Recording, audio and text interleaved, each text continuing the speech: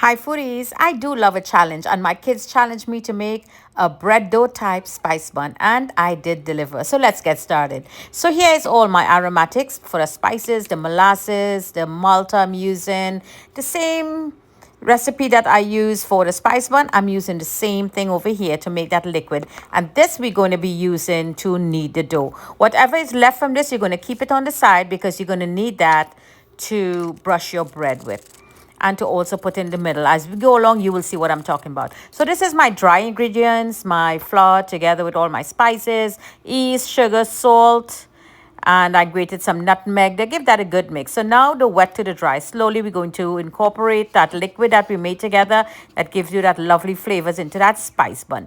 We're going to knead this well. There you go. You notice I didn't put any melted butter in there. No, not just yet. So this is Crisco butter flavor. Now you're going to take your dough, put it on the counter, and you're going to knead the butter into the dough.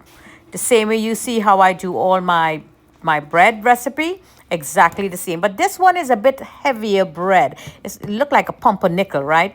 So after good knead for 7 minutes, we're going to put it all together and we're going to let it sit there for an hour and a half because, as I say, this is a much heavier dough.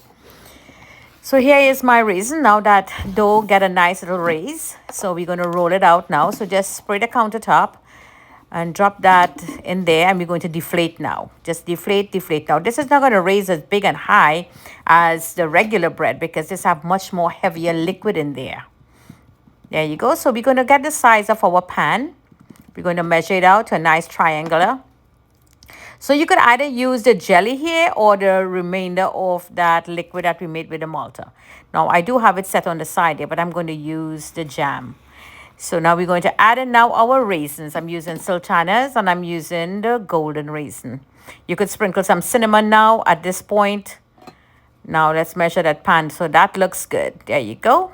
Just make it a size. Now we're going to roll, roll, roll, tuck the sides in so you don't open out during the course of baking.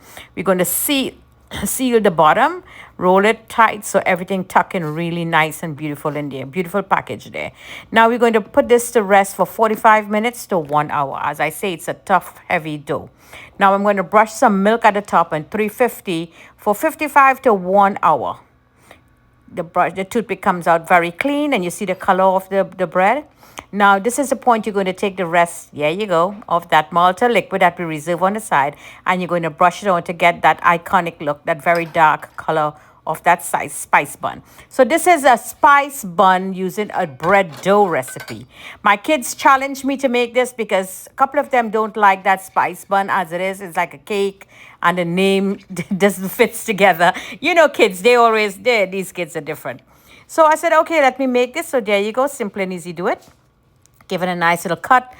Very bread type there, as you can see, very cloudy, but it's a heavy bread, just as the way the spice bun is heavy, and it fills you up really quickly. So there is that cheese that goes with the spice bun. So this is my bread type spice bun.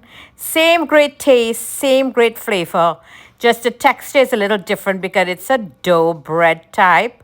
Lovely recipe here, Jenny's spice bun using a bread dough recipe. Give it a try. From my kitchen to your kitchen. Happy cooking and happy Easter holidays.